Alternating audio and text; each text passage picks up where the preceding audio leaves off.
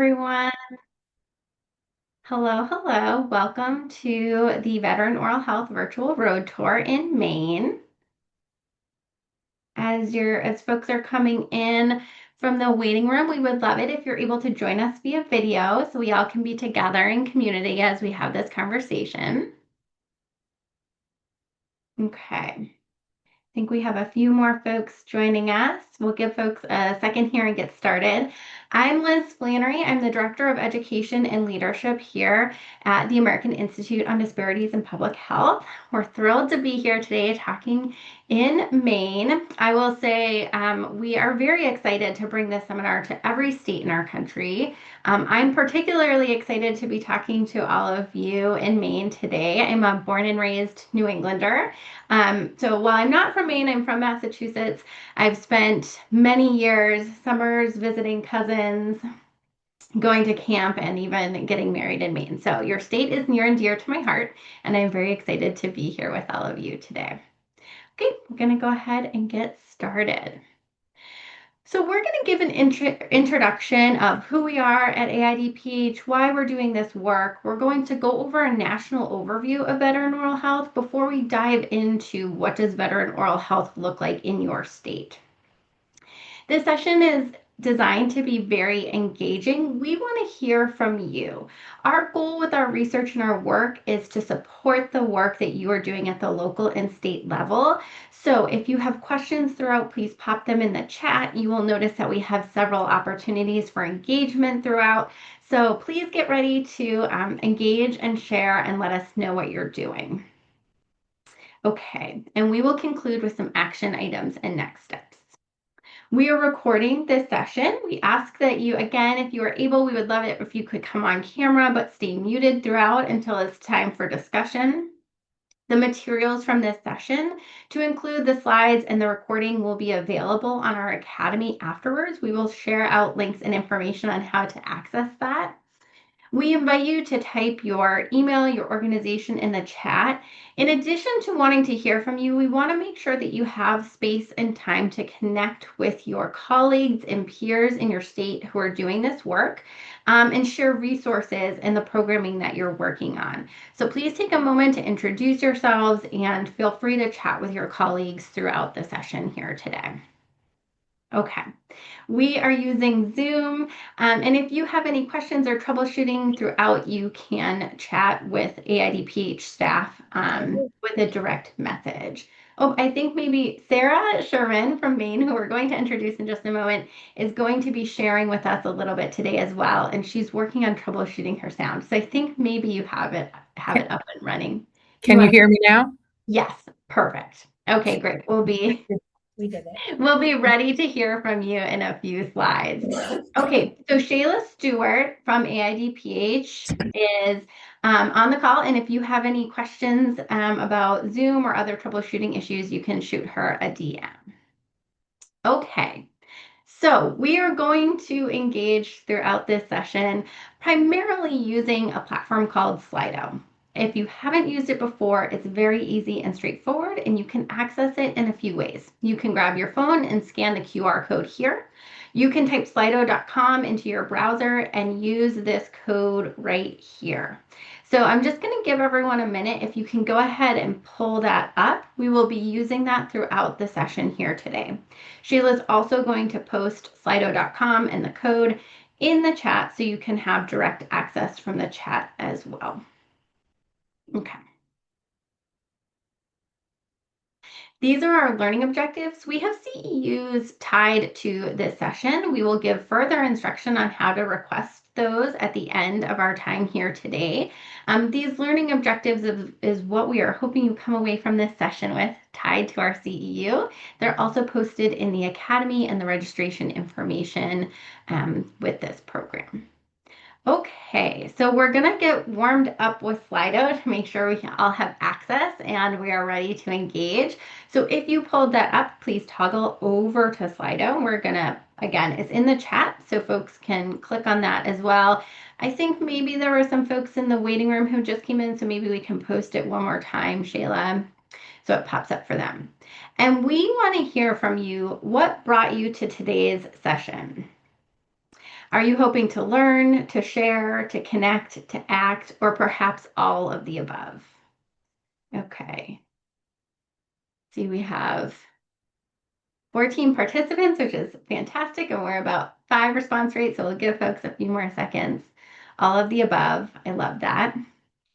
To learn, I love that as well. And we'll have to check in at the end of our time here today to see what you're coming away with.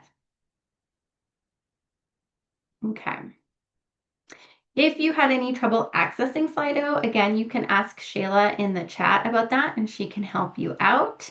This was to kick us off to make sure we're chugging along with Slido for our future polls. Okay, I'm going to keep going, but if you have not yet, we're about 50%. We would love to see all of you answer the poll. Please continue to answer the poll as I toggle back over to our slides. Okay. Again, there are CEUs tied to our presentation here today, and as such, we're sharing that our presenters, myself, I do not have any disclosures to share of conflicts of interest. Again, I am presenting today. I'm the Director of Education and Leadership at AIDPH. I'm joined by Shayla Stewart from the education team at AIDPH. We also have Annalise Cawthorn, who is our Executive Director. She's on the call today and is able to chime in with during conversation. And we want to send a big thank you to Sarah Sherman, who is the Director of Strategic Partnerships for the Maine Bureau of Veterans Services. As I said, we'll be hearing from Sarah for a few slides later in today's presentation. At AIDPH, we've had the pleasure of knowing Sarah and working with Sarah in many different capacities and across many different versions of our programming. So we're thrilled to be working with Sarah for this presentation. We send a big thank you for her doing the lift of sharing this with all of you, and also for being willing to share about her programming and chiming in about some specifics on Maine later today. Okay. We're going to go back to Slido again. And as we're getting started, before we dive in, we want to know, what do you believe are the top priority areas for veteran oral health in your state? So this will kind of give us some level setting and really help us tailor our content here today. Okay.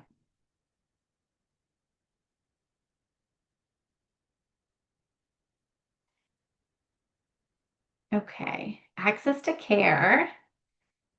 I think unfailingly, every state across the country that we've been to so far, access to care has been first and number one. Policy advocacy. Okay, great. We're definitely going to be talking about some advocacy pieces and the way to leverage the tools that we're talking about today. Okay. I see we're at about 50% participation again. Again, we would love to have everyone participate. We are doing this for our time here today, but also these materials are available asynchronously. So if you have colleagues who you want to see this information afterwards, they're able to watch the recording asynchronously. So they'll see this information, and we also post it in a summary report so other states can understand what's going on, and colleagues in Maine can go back and look at that information and really understand what folks think. So making sure we capture this information is important for those pieces as well. Okay. All right, so let's dive in. Who are we? Again, we are the American Institute on Disparities in Public Health. Our mission is to empower our community to eliminate health disparities through research, education, and advocacy. We do this work because we have a vision of an accessible, affordable, and valuable public health system. So let's look at that a little bit more. If you have worked with AIDPH before, if you have come to our programming before, you may have heard our announcement last week, and or that mission and vision might have sounded slightly different to you.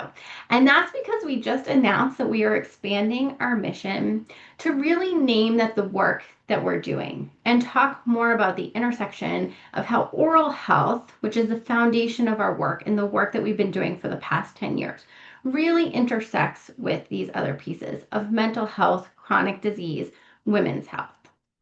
I want to call attention to our communities of focus here today. You will see this reflected in the work. We are here talking about veteran oral health.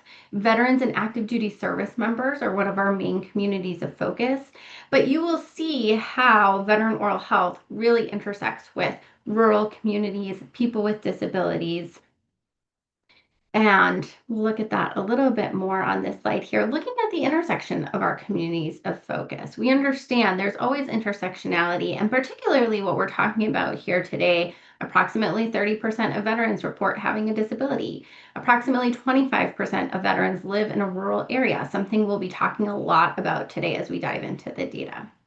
All of our communities and areas of focus have the common experience of historical exclusion and marginalization from healthcare systems, which is why they are our communities of focus and why we dive into looking into those disparities with research. I want to take a quick minute and say thank you to our funder for this program, CareQuest Institute of Oral Health. We have been working with CareQuest in concert on veteran oral health for many years. You'll see here the start of our work began in 2021 with a survey on veteran oral health. And since that time, we have researched and published several projects on veteran oral health. We have coordinated, participated, advised on Hill Days at both the local, the state, and the federal level. And we have published these state profiles, which is what we're talking about here today, to really go further into that state level data and share out resources across the country to advance veteran oral health. Okay. So let's really get started with the data and look at a national overview. So this might be familiar to some of you, but what we found doing this work for many years is that it's often very surprising, sometimes even to veterans themselves. And I will also share that I am the spouse of a military service member, so this is something that touches me personally as well, is that folks aren't fully aware of how VA medical and dental benefits actually work. And the key point, one of the key points we want you to walk away with today is that eligibility for medical and dental care through the VA is not set by the VA itself. It's determined by Congress through a federal law called Title 38. That law outlines what care is covered, who qualifies, how much it costs, and where it can be delivered. And because of that, any major change, like expanding total dental coverage for veterans, requires congressional action. It's not just a policy update or a rule update. It really involves passing new legislation and then securing federal funding to support that legislation. So when we talk about limitations in access to dental care for veterans through the VA, it all ties back to laws at the federal level. So that being said, I also want to point out that that doesn't mean we can't take action and impact change at the local and the state level. To do that, it takes first getting educated about the issue, which is what we're all doing here today, and then really working in collaboration and coalition with our local communities. Okay, so the other key point, so key point number one, eligibility is determined at the federal level. Key point number two is that most veterans are not eligible for dental care through the VA. So if you look at this graphic here at the top row, the people you see represents all 18 million veterans living in the US. That lighter colored half to the right shows veterans who either receive care outside of the VA or aren't eligible for VA healthcare at all. As you move to the left of the chart, that darker blue section represents the nearly 9 million veterans enrolled in VA healthcare. And of those, as you move even farther to the left, that small blue and red segment is actually eligible for dental care through the VA. So what this means in practice is that veterans might go to the VA for a medical appointment, get treatment for a chronic condition, but they might still be leaving with untreated dental pain. So they're living in pain, and also we know that that untreated oral health issues further exacerbate those chronic conditions that they're being treated for because they're not eligible for dental care. One more point here is that even among that about 1.8 million veterans who are eligible for dental benefits, only about a third are actually utilizing them. We need some more information to dive into this utilization rate more, but what we suspect is that barriers to care and lack of awareness play a big role in that low utilization rate. So really, we're left with a deeply inequitable system. Veterans either aren't eligible at all, or they're facing a fragmented oral health landscape that makes it hard to get consistent, high quality care. Okay, so let's look at that a little bit more in conjunction with some other health issues, which again, this is what I was talking about at the beginning of those intersectionality of those health issues.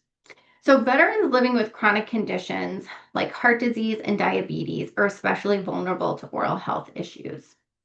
And what's even more concerning is that veterans with these high risk, high cost conditions are more likely to lose all of their permanent teeth, and we see poorer oral health outcomes for veterans than non veterans, even when they've seen a dentist in the past year.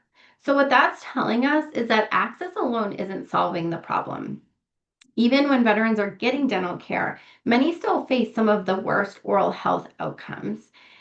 And a big reason for that is a lack of integrated care. These chronic conditions aren't being addressed in coordination with oral health needs. And that can be pretty frustrating because the VA is the largest integrated healthcare system in the country. It's uniquely positioned to manage complex care for veterans with multiple chronic conditions.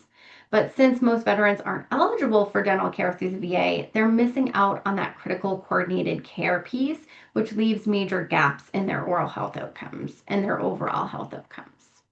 So, diving into what that looks like a little bit more in specific diseases. This is research that comes from AIDPH that we conducted in partnership with CareQuest. It really focused on the connection between chronic disease and oral health. And what we found was that even after controlling for factors like income, education, and whether someone lives in a rural area, we found that veterans with diabetes were still 40% more likely to be edentulous, meaning they've lost all of their natural teeth, compared to veterans without diabetes.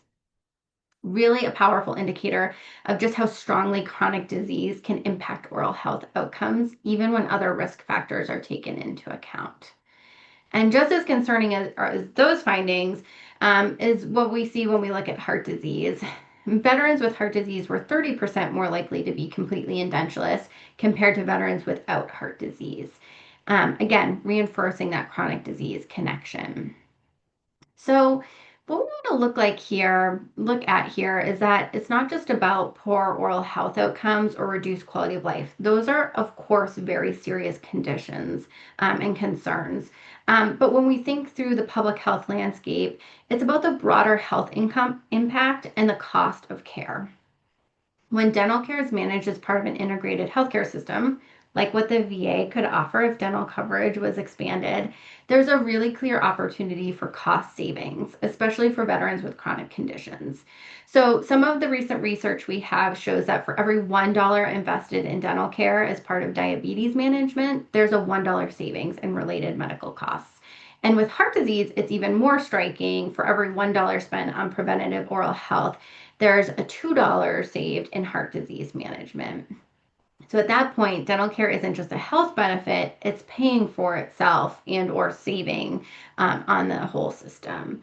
So I want to make a note here. This is really important context to keep in mind as we look at chronic disease trends in Maine and you consider what solutions might look like there in your state.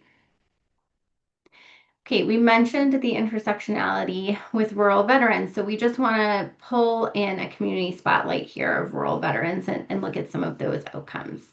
These data points, again, were collected through research with AIDPH and CareQuest. They come from BRFIS, which is a national survey of veterans. It was administered in 2021 and from data accessed through the VA. Okay, looking at kind of the impact of how rurality intersects here and the outcomes. The other piece I want to mention is that we always strive to conduct our research in a mixed methodology, looking at that qualitative data as well as the quantitative, so we can really get that backstory and understand the impact of the numbers. Because for all these numbers that we're looking at, there is real live people behind them. And we always want to bring that forward in our research and the resources that we're sharing. So this is a quote from a working age veteran living in Maryland. And you'll see here that they are unable to afford care. Even after VA dental insurance program coverage, they cannot afford care, they need care, and they're asking for help. And I think that this is a really good illustration of calling us to action to address the disparities that face our veterans in accessing oral health care. Okay, as we go along here, the research that I've talked about, the research that I'm going to talk about is all accessible and available on vetdentaldata.org. We will pop that into the chat.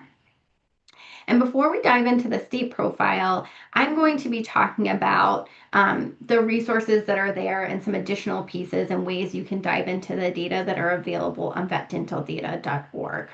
This is just a snapshot of some of the publications that we've done that you can dive into. And then we're going to look at some screenshots. We have several interactive dashboards on vetdentaldata.org that give you more interactive insights, for example, on rural veterans, cost of care, and state-based indicators that you can go into and click through and really dive into data that is specific to the work that you're doing. We have an entire tab dedicated to rural veterans. And I just want to note that while the data aren't available from MEPS, which is the Medical Expenditure Panel Survey, on a state level, they can be evaluated by region. So you get a sort of proxy for state level data with that piece. Okay. And this is looking at some of the dashboards more closely. When you click on the rural tab, it takes you to the interactive dashboard on rural veterans. And across each indicator, it's really clear to see that rural veterans delay dental care due to cost, spend more out of pocket on dental care, and struggle to find accessible locations for dental care. And noting that this is all veterans versus rural veterans on the dashboard here. Okay. Also noting that rural veterans also feel more impact from lack of access and utilization of dental care, often stating that the state of their mouth or teeth is embarrassing compared to non-rural veterans. And rural veterans also struggle more with a functional dentition, which likely leads to the data points we see around increased costs of care and higher emergency department use.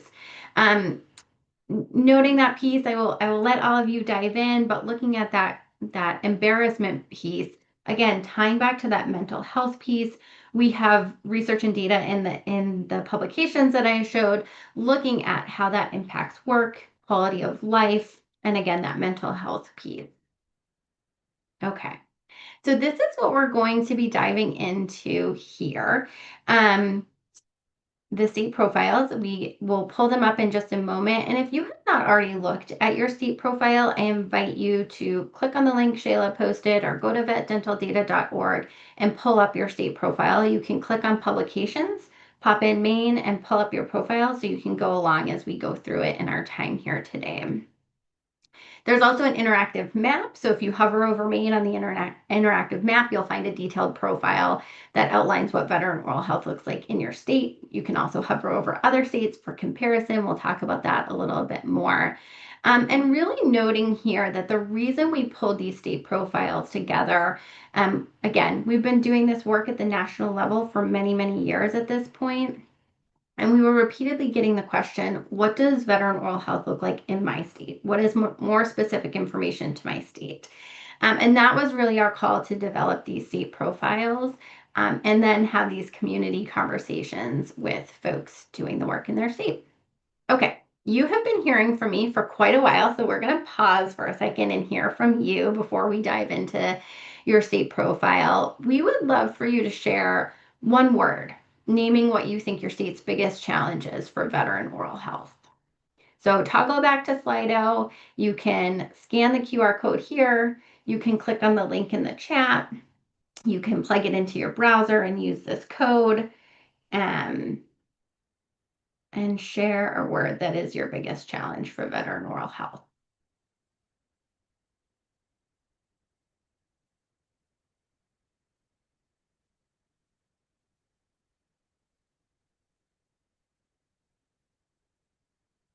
Availability, access, amount and area coverage for providers, resource education. I would love to hear in the chat, resource education, is that if someone wants to expand on that in the chat, is that veterans understanding what resources are available, veterans understanding eligibility? We would love to chat about that more. Availability is larger because it's been double tapped on by someone. Okay. So really reflecting what we saw at the beginning here of that access piece.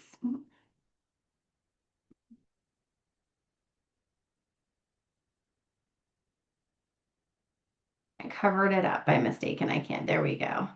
Okay. Rural outreach. Okay. Yeah. Again, we're talking quite a bit about rurality, which I know is a big part of the makeup of Maine and the impact there. Is there Liz, something? we did have a comment in the chat Oh, from, perfect. I think it's Valia, put resource education, understanding eligibility, use of resources, how to connect with resources. And then Mm, another comment in the chat, the difference between oral health grant funding and general VA benefits. okay, great. Okay. And again, we're going to hear from Sarah about some state-specific programming in just a little bit. Okay.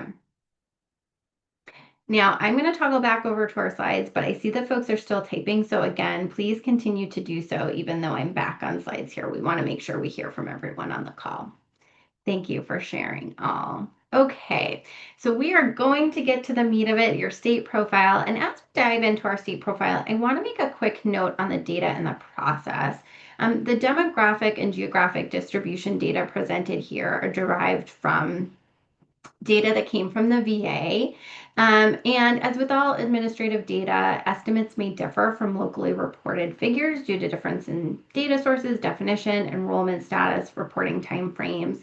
And I also want to note that this profile, all of the profiles, were initially developed 3 years ago. And as such, we're at a point in this project that we're very proud of this project and very proud of the community conversation that has been generated around these resources and how they've been able to help state programming.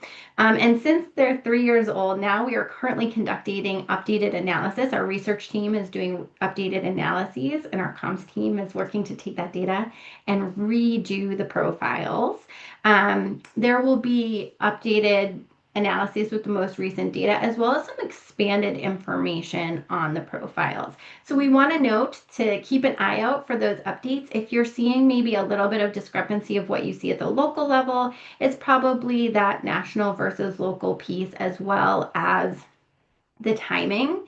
That being said, in the interim, we still believe these findings remain a valuable starting point for dialogue, strategic planning, and community education. Okay, so we're gonna get started here. So kind of what is the makeup and what do we include on these profiles? We'll go through and then we'll talk about how they can be used at the local level.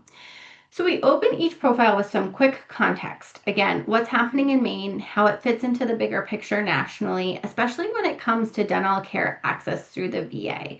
So again, just like we started off this seminar, we find that it's really important to start with the fact that most veterans are not eligible for dental care through the VA. Again, we find over and over again, I feel like a broken record saying it, but I have to remind myself how many times folks have been surprised. So many people, including policymakers, funders, veterans themselves, don't realize that veterans, the majority of them, are not eligible for dental care through the VA. So that can be a really powerful starting place if you're having a conversation with a decision maker, a policymaker, a funder. So that's where we start our profiles. We've also included data on where veterans live across Maine, looking at that county level information. So really upfront, giving a quick snapshot of what is happening. So then looking at some state-specific insights here, we compare Maine to national averages because without that context, numbers just don't mean much, right? If you're sharing it with a policymaker, a program leader, they might not know if 6% is high or low or somewhere in between. So that's really why we've included the national average here to quickly see where Maine stands. The other piece I want to note here, there is a profile for every state in the country, and we encourage you to compare across states if that's helpful. Some states have similar challenges or demographics. And as someone working in Maine, you probably know which comparisons make most sense. So pulling up those other state comparisons can be really helpful. Earlier, I mentioned chronic disease, those high cost, high risk conditions like heart disease and diabetes that are closely connected to oral health. Because those connections came through so strongly in our research, we wanted to make it easy for you to highlight them when you're talking with decision makers or planning programs in your organization. So in this section, you'll find data on heart disease, diabetes, insurance status, and indentualism, all compared to those national figures. And we also ranked each state across those 4 key outcomes. So you'll see where Maine falls compared to the 50 states here. Okay. Also, I talked a little bit about the data, but if you're interested in how we did the rankings or want to dive into the technical details, all of that methodology is included on vetdentaldata.org. Okay. And then we get to the grade portion of the profile. We see that, grades, a report card, most people in their lifetime have received a report card. So this was a format that we felt was really translatable. Again, if you are bringing this to someone who isn't a data analysis analyst, someone who is not in public health, this translates to everyone and allows you to take it to those folks who the data might not be the language, but this puts this in a really easy format for them. So taking a look at where your state is succeeding and exploring, when we see a report card, our mind immediately goes to where are we doing poorly? What do we need to improve? But I want to encourage you to take a look and see also where you are succeeding and doing better at. Think through why and how is that particular area a better grade? Are there any lessons learned there that we can apply to these other areas that need improvement?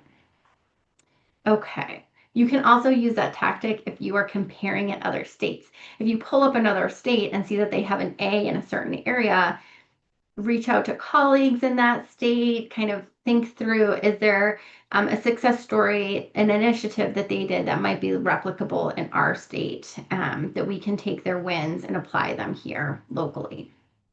Okay, so this is again looking at some dashboard screenshots here that allow you to gain quick insights on key indicators.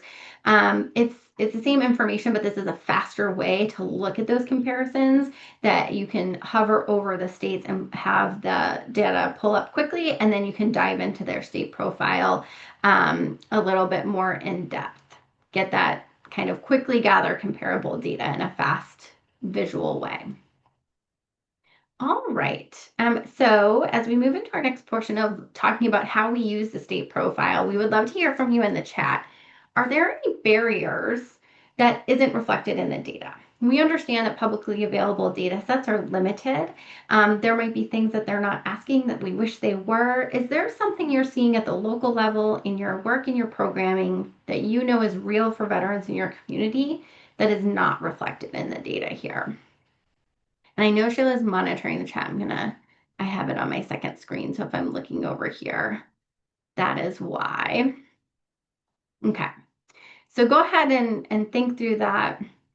Transportation. That's right, Sarah. Talking about rural communities through this seminar, as well as seminars specific to rurality, we hear transportation over and over again. And we also find that transportation is unique to the state and their weather patterns, their geography. So sometimes it might be certain things or expenses around public transportation. In other pieces, other states, it's weather related and the inability to afford snow tires, for example. So if you have specific pieces about transportation in your state, I would love to hear that. Wait times for specialists, in particular oral surgery, perio, and pros. Okay. Homebound individuals. Okay, great. Please keep replying. And if folks have any follow-up about programming that they're doing in response to the barriers that folks are seeing, we would love for you to share resources there. Okay.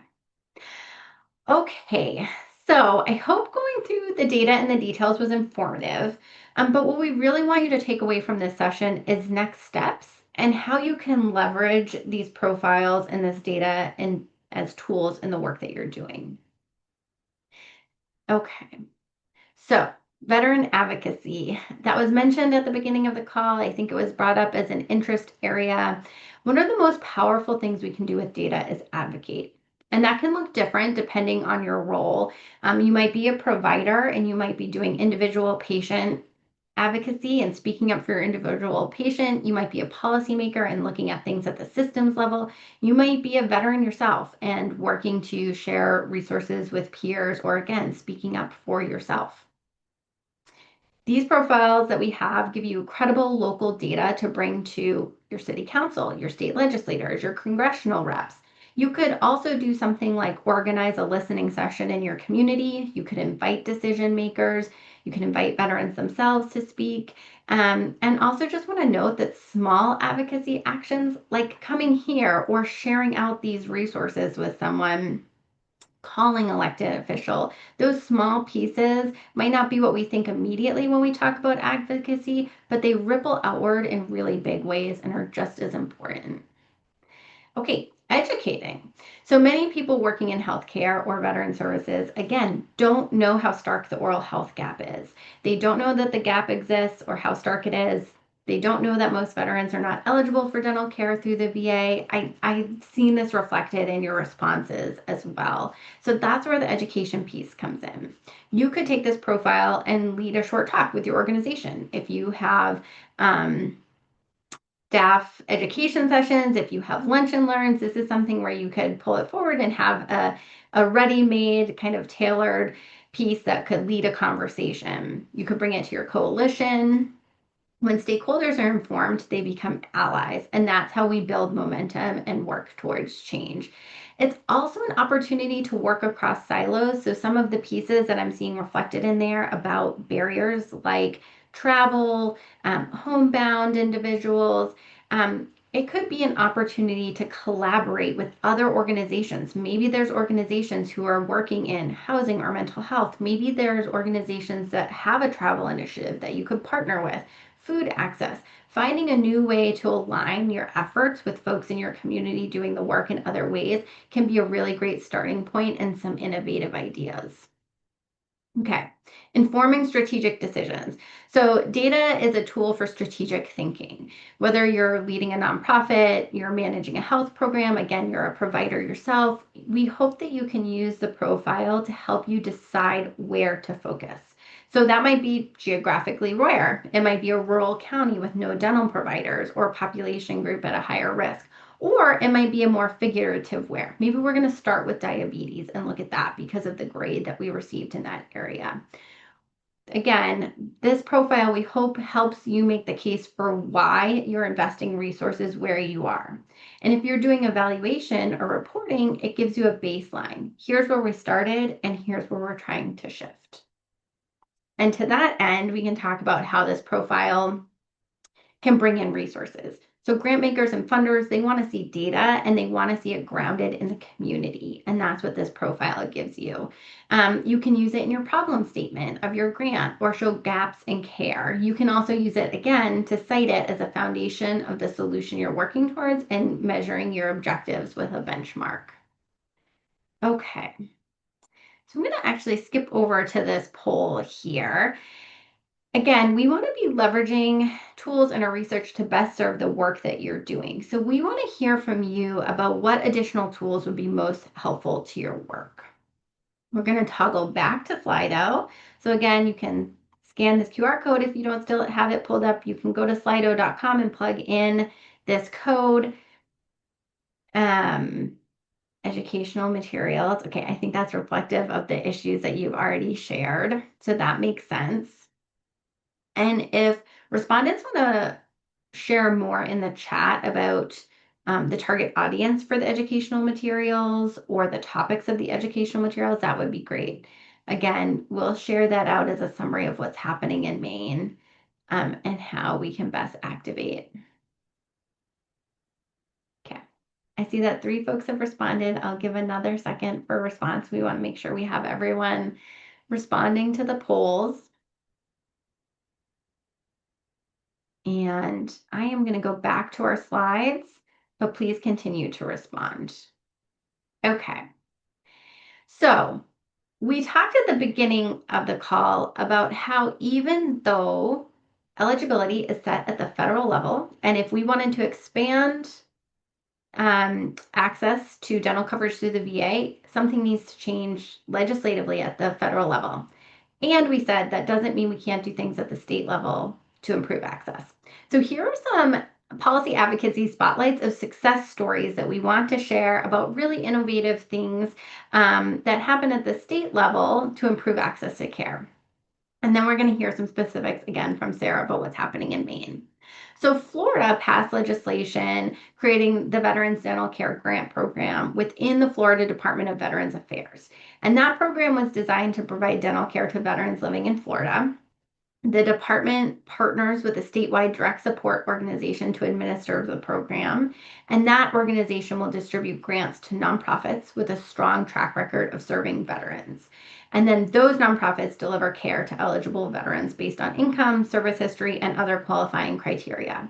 That was fairly new legislation that was just passed, and the program started about a year ago. So we've been keeping an eye on Florida. We think it's really innovative. We think that they're seeing success so far. So if you're interested in that model, we encourage you to kind of dive into that in Florida. Oregon developed an innovative Medicaid carve out specifically for veterans who don't qualify for VA dental benefits or traditional Medicaid. Veterans are first screened to determine if they qualify for either. And then if not, they're enrolled in a local coordinated care organization and receive free dental care through a network of community clinics participating in the program. And in Iowa, which is a state that we've had the privilege of actually doing really deep research and stakeholder engagement in going on 4 years now. I'll talk about that a little bit more in just a moment. The state uses lottery dollars to fund the Veterans Trust Fund. That fund provides direct grants to veterans to help cover out-of-pocket cost health expenses, including dental care. So if you are interested in that, we actually have a lot of information on Iowa.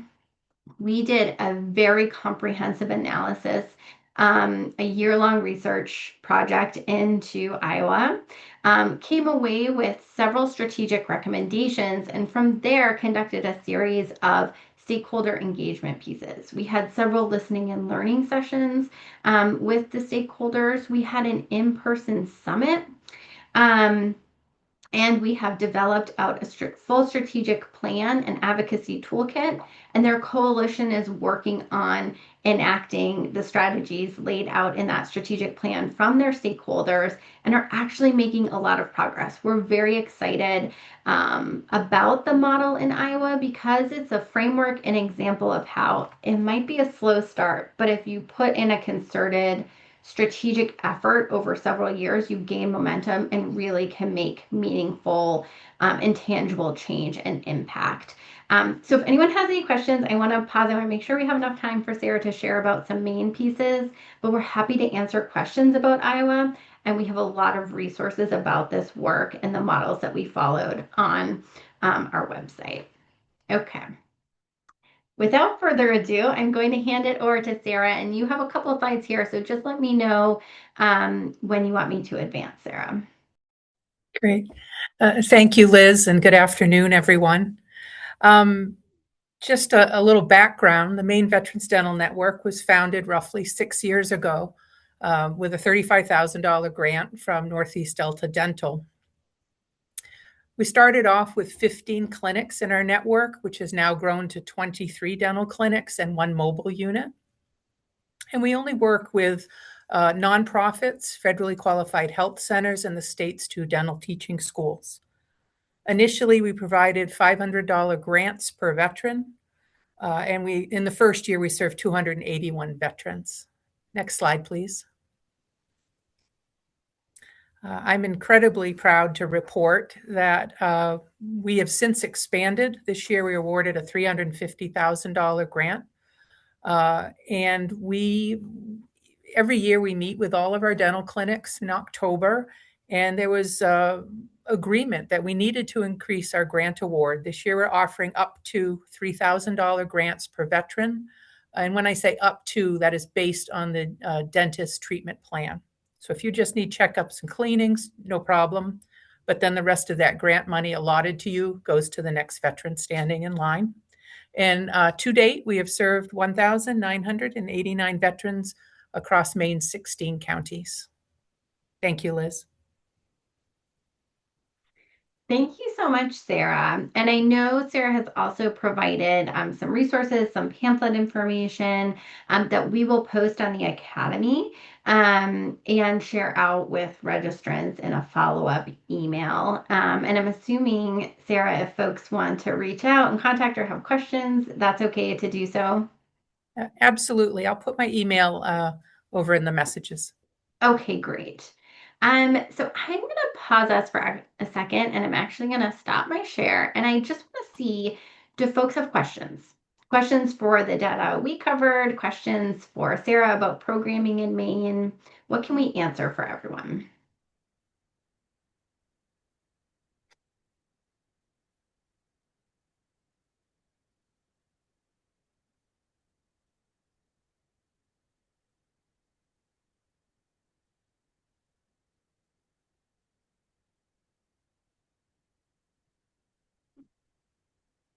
See some thanks in the chat.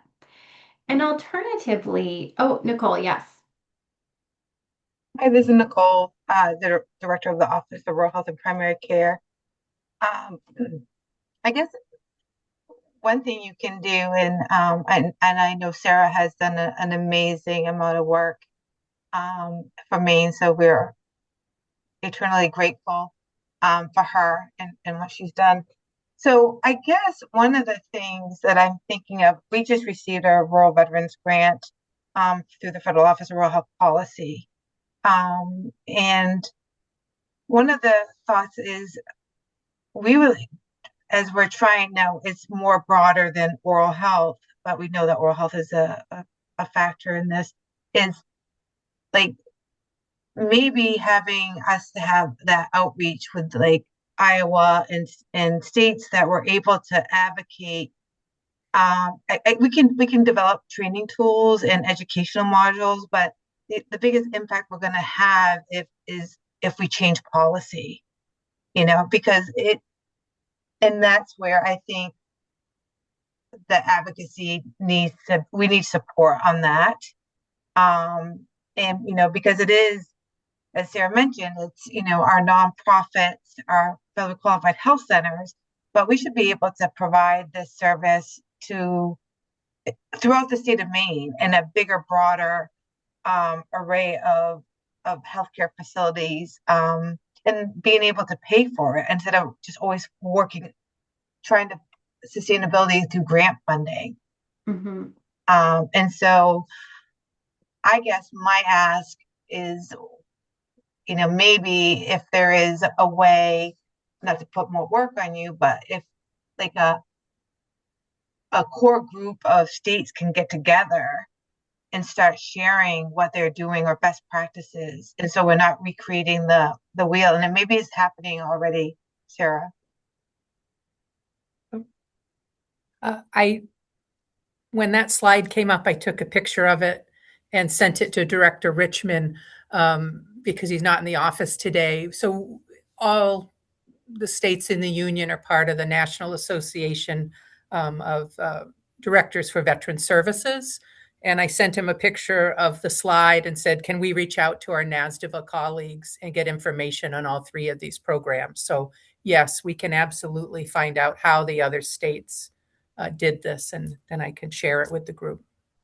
Thanks, Sarah.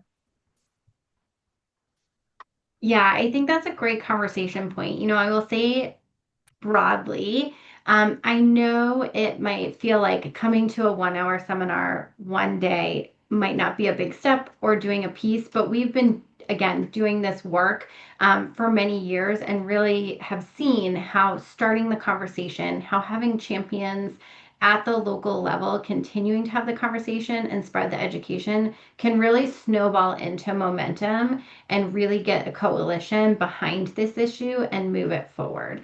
And Annalise, I don't know if you want to chime in too. I know we do pieces with Open, which is another great way to learn about how other states are approaching pieces.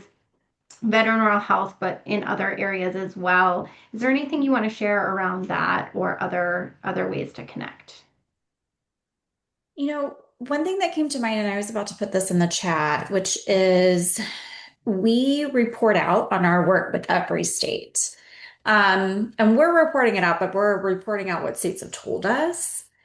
And you can find all of those summaries. I'm going to just pop it into the chat on our Veteran Oral Health Road Tour report. And we update it probably once every 4 to 6 weeks based on the states that we've seen.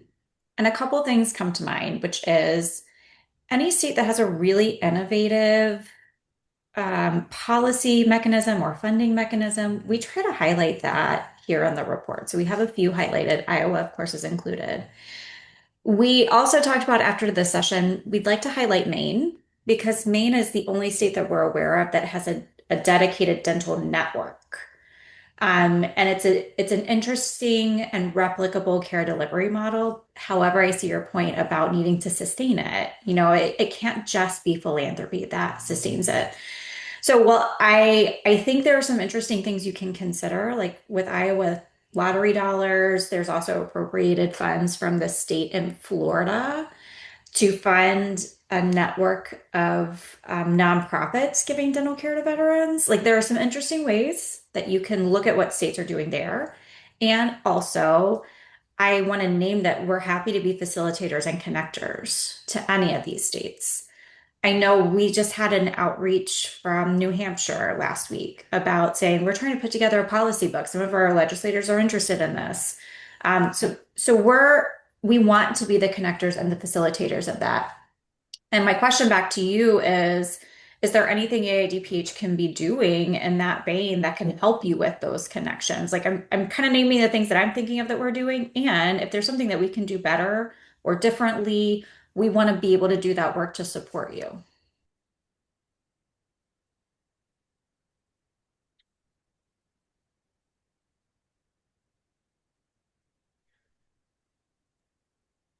And then it looks like Bonnie did put a comment in the chat of how many vets in Maine need care that we are not reaching.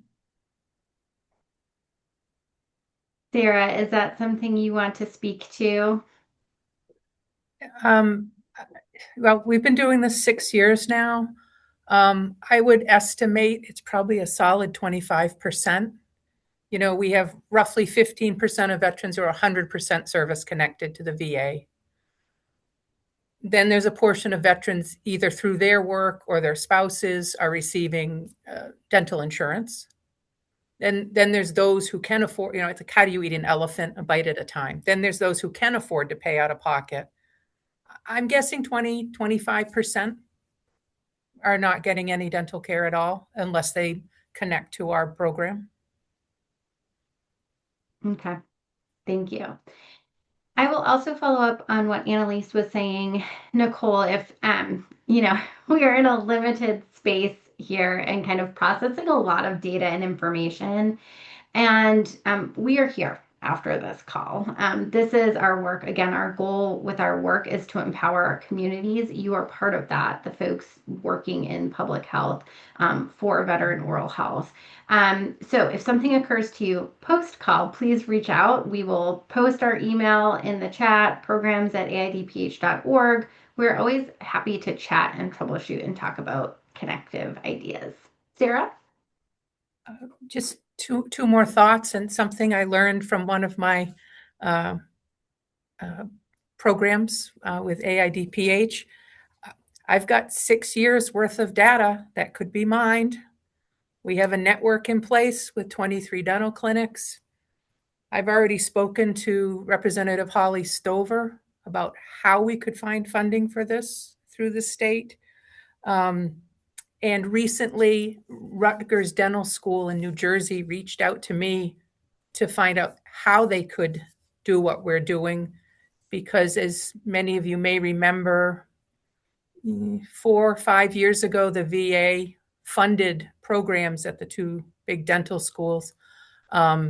They took it away. And so they are struggling to find a way to do that. And I told them what we're doing, and they were going to take that because they said, we have I think it was 140 dental suites. We could serve so many veterans, but nobody will fund it. Mm-hmm. So just, little Maine is getting asked how to fix this, which, I was glad I had an answer. I don't know if it'll work in their state, but Yeah. I told them what we do. Yeah, that's fantastic. I love that. Thank you so much, Sarah. Okay, I'm going to pull us up to our next step so we can make sure we kind of get you all of the information that you need to take your next steps.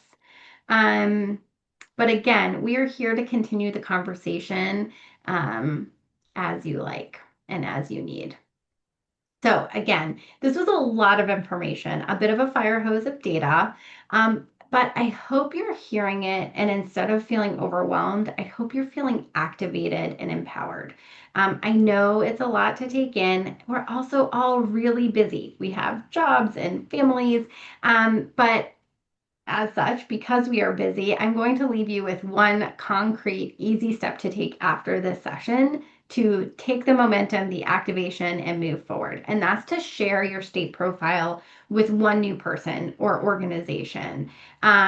You can also share out, Shayla will email out when the recording is available. You can share that out and encourage someone to look at the whole seminar and kind of really dive in. If you are willing, I would love for you to post in the chat who you are going to share with to keep each other accountable. We'd love to see it to keep each other engaged and accountable and encouraged. Okay. So the other next steps, housekeeping. We mentioned that a CEU is available for today's session. That is hosted on the AIDPH Academy. Shayla will post that in the chat. And if you have not been to our academy, you will have to set up a username and account. It is free to do so. I will also note that our CEU request form is attached to an evaluation. If you are not requesting a CEU, we would still love for you to fill out that form. We want to hear from you. Again, I hope you garner that we are striving to be of service to your local community. And we always want to know how to upgrade our programming. So if you have a moment, we would love to hear from you. If you're looking for your CEU, that is how you complete it. We will also post the recording and resources from today's session on the Academy. We will be posting a summary of this in our summary report, so that will be there as well. Shayla will share out resources to include the details from Sarah that we talked about via an email. You can find all of the resources that we talked about today on vetdentaldata.org. And as you heard me mention, we always try to approach our research in a mixed methods manner. Part of that, part of how we advocate, part of how we lead from behind and make sure that we are raising our community's voices, raising veteran voices, is gathering firsthand stories from veterans. We would love to hear veteran stories of their oral health care journeys. We have a story form for that. It is completely anonymous. If you yourself are a veteran or you know a veteran who would be willing to share their story and the impact of how veterans access oral health care, we would love to have that and be able to raise their voice in our advocacy work. Okay. As Annalise mentioned, we want to call attention to the summary report. We hope you can find some valuable state-based information. We have been to about half of the country so far, so there's a wealth of information in there, and I believe we posted that link in the chat.